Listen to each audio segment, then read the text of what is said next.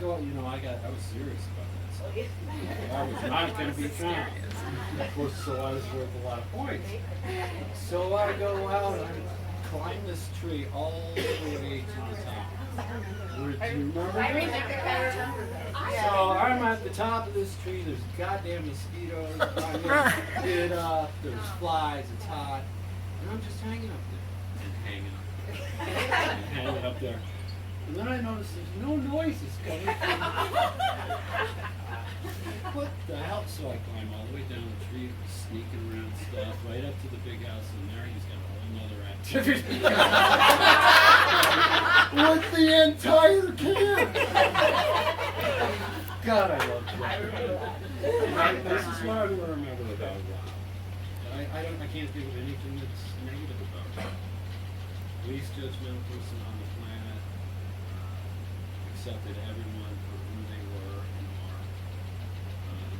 There's not many human beings that are like that. Right now. He's a special guy. Thanks.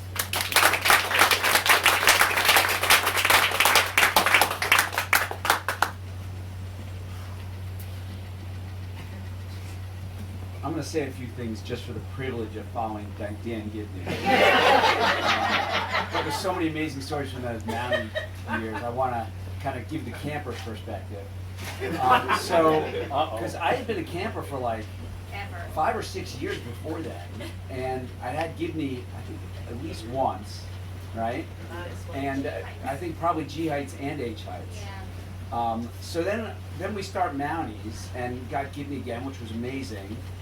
And this new guy, Rob. And I knew things were going to be a little different when, like, the second day, Rob takes down the job wheel. Is that what it's called? Yeah. And he said, I have a little different idea. And for every other day, we went out and shot free throws for the chores. And if you got if you were the last idiot to make the free throw, then you got, you had to do the toilet. And the other thing, I do remember that chest hair thing, by the way. That was me, embarrassingly enough. But the other thing I remember is that one time Rob and Dan came back from the ollie out, drunk, and they decided it'd be really fun if they just started beating up on us. So they woke all the campers up, and lo and behold, it was fun. It was fun for us too. So pretty much every night after that, we would all stay up until like whenever curfew was, like 1 o'clock in the morning or something, right? We'd all stay up because it was so damn exciting to have these guys come back drunk and try to torture us. And we would try to torture them back. And I can't remember the crazy shit we did, but like every day it was a different thing. In between the bunk beds. Oh, yeah. We would try to trip them, and it was a huge amount of fun. So the other story that I'm hoping everybody will remember with Rob, I mean, I can tell 100, but is when I was in Wilderness, one day he called me up to the office, the PB office, his office, and he said, hey, you and I are going to play a prank on the whole camp. And with a little bit of brainstorming, we came up with the idea that we would tell everybody that the Beach Boys were playing Carnival Day. And the excuse was that my dad was their lawyer, which wasn't true, but had like one little shred of truth that somebody believed in. He said, tell like one person, and word will get all around camp. So I told Jeff Berg. But he was the wrong guy because he didn't tell anybody. So for like 8 days, it was just me and Jeff Berg. So then I told, like, I think Ben was probably early. You should have been my first. I told a couple of the other Wilderness people, and it spread throughout the whole camp. And if you guys remember, everybody came down to like the evening activity in the Wilderness dressed in like whatever beachwear they had, and they brought their tape recorders, and everybody was like so excited. And Rob gets up, I can totally picture it. He gets up on the waterfront on one of the things and says, all right, you guys may have heard that there's a special guest come tonight. Well, it's all BS. Me and Eric made it up. And I think everybody still remembers that. It was huge amounts of He fun. did that same gag 3 more times. Oh, really? Michael J. Fox, Adam Sandler, and 2 summers ago, Alec Baldwin. Yeah, but we were the first, man. We were the first. I think I have to take the credit for starting that because I had everyone in camp knowing that Michael J. Fox was coming. Oh, yeah. And Rose went to the airport to pick him up. I sold 130 rolls of film at Canteen. In 1 day. You're serious, The Adam Sandler break, he said The heavens was all decorated, right? total bull. But it was like people bought it so bad. People from the town of Chateaugay came. The news came. And all of Jean d'Arc's staff came. I remember the Michael J. Fox thing so vividly. Yeah. Everybody went up from dinner up to the A field. They were like running along the path. And a car came down with Steve Baker driving. Yes. The Wilderness Council that vaguely looked like Michael J. Fox. Yes. No, it was. You were I was program director. It was a Wilderness Oh Council. yeah, what was his name? He shaved his mustache. He had a mustache. He Brett Bieber was like so excited. Oh yeah, he was cute. Wasn't there a kid named Justin Bieber too? Yes. So, And Sean. and then did we ever come up with John G's Day Off? Did we ever come up with a video? I don't remember. That was another place.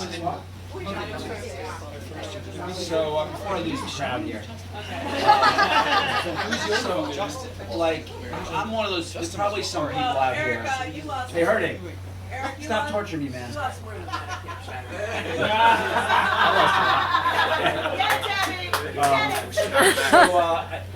There may be some of you out there, but like I really wish I had kept in better touch with Rob, you know, and I think if there's one thing that he would be happy about is that he's gotten this amazing group together. Like I'm so like overwhelmed by how many people that are so important to me and were so important to Rob are in this room together.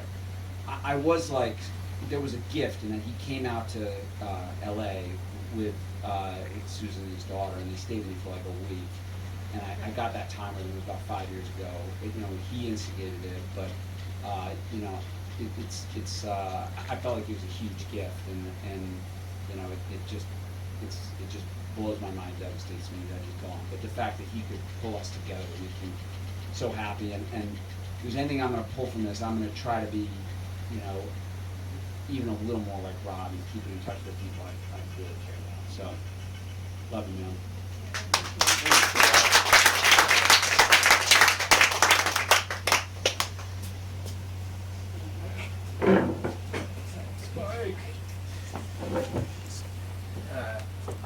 This won't last long before I start to cry. One of the things that I love to laugh, and I always loved to find Rob's company because you knew that about 30 seconds after you were with Rob, you were going to be laughing, and it was just great to be near him. But the other, in the prank calls and all the times he'd reach out, all those things, and the other half of my experience with Rob is, whenever you felt bad about yourself or whatever, you could find Rob and you'd feel better. Instantly, you'd feel better. And I used to find Rob, used to know when he'd smoke. Impressed by Rob. He'd smoke 1 cigarette a day because he said it needed it to keep his voice sounding better. That's what he claimed. Voice over. See, you'd find him out there. And he'd be like, and he'd be like, what's up? And you could tell him anything, and you felt like your problems went away. That's a gift, and it's a great gift that Rob had, and I thank him for that in those times that he did that for me, and for all of us, and we'll all miss what Rob offered.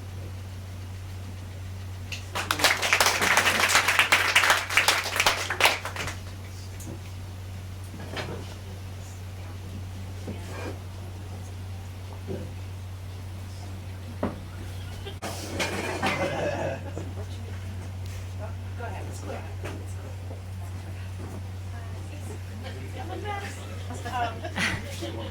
just wanted to say, Rob came at a time. Can't hear you. The fans. Hello. So, Rob came to camp at a time I was fully ensconced in camp and had my faves already. And, you know, but I saw how he touched everybody. Definitely made camp hilarious. We didn't have a lot of like personal, intimate moments, but I knew he was everything to camp. He became everything to us, and just made, like everyone has said, made us all feel so special. And then I went and I worked a couple summers at Tecumseh, and I saw that he was really special there too. And I was like, wait, he's not just ours. All these people, he touched all those people. And then years later, I ran into him at WGBH, where he did a stint in development, raising money for them, a side gig, right? And I saw how much he meant to everyone there. I was like, but it's our Rob. And then I ran into him, because I'm north of Boston, not far from where he was, and he tried to network me with a Jewish school that he really championed, Jewish day school that he championed there. He was trying to network me to do some work. And I saw there how much everybody just was, Rob is everything. And then the Patriots Nation. I mean, because I'm in the Boston area and the Patriots are huge, not in my house. We're no artist people. And, but that Rob was everything to all of those people. And then you saw the evidence of that after, when I first saw that he was sick online on Facebook, and the prayers started coming in, and I just was shook. Because oh, and also one time he just called me and he's like, you know, Leva, I think you have the greatest job in the world. I create brand names for things. And, you know, it's a skill I totally honed at camp. I mean, it comes from my golden roots and all the bad puns and my grandmother's love for language. But at camp, you know, making all those signs and posters and promotions and marketing for our evening activity or our Colonel Day booth. We came up, one of these pictures is from Ice Cream of Genie.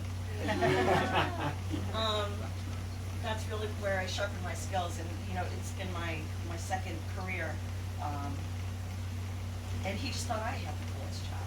Like, you're the voice of the New England Patriots. You're worshipped everywhere you go, and I just felt humbled by it, and just blown away about all the communities he's touched. As much as he's touched every one of us, he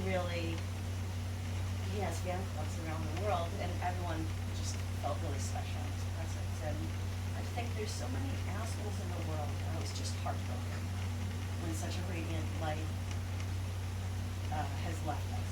Such a vacuum. So, and I'm just thrilled to, on the other hand, see all of your faces. My campers, my family. So, good to see you, and let's just do good for Rob.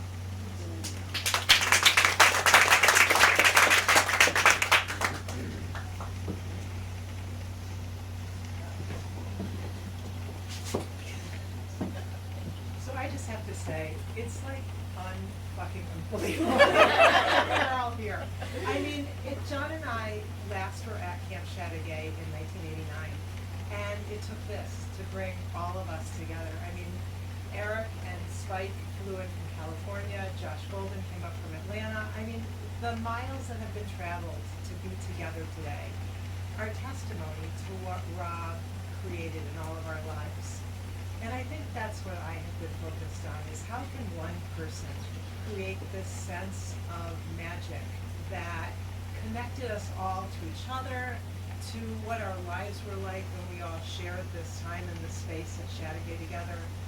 And there was something that Rob had that very few people in the world have. He was able to sort of look from above to see what a place, a person, situation needed, and he could create it. He used his sense of humor, he used his empathy. But the other part that I remember loving about Rob was when he saw something that needed to be done, it was like it was jet fuel. So he could, like, from the idea to the making it happen part, he could not move fast enough. And the pleasure that he got, I think, out of creating the world that he created around him was unbelievable.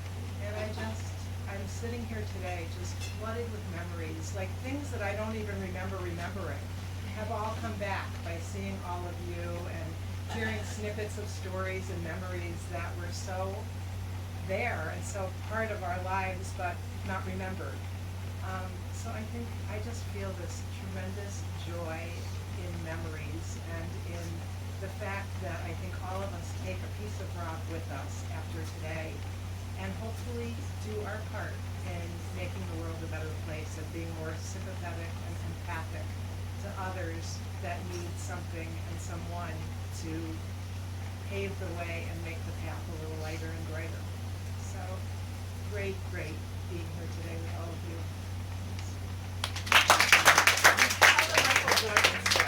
Oh, Michael Jordan story. So Jessica, for those of you who didn't know her, was as a teenager somewhat like Tracy Kravitz, who was always walking around with a baseball cap on and a real tomboy. Jessica had a Michael Jordan obsession. So when Jessica was like a sophomore in high school, we had the Ryder Cup, which is a big professional golf tournament in town in Rochester. And the word was that Michael Jordan, her hero, was coming to town and was going to be staying at a house not far from where we lived. So Jessica got a letter from Robert Dunleavy, was it Robert? Dunleavy, saying that Michael Jordan was coming to town and knew that she was his biggest fan in Rochester and wanted to have dinner with her. So she got this letter, and it was like she immediately went to the library to look, because the internet didn't really exist. Looked up Robert Dunleavy, and it was Michael Jordan's secretary, and she got herself so believing that this whole thing was happening. And when I told her that Rob had died, she said, "You mean I'm never going to know if that really came from Rob?"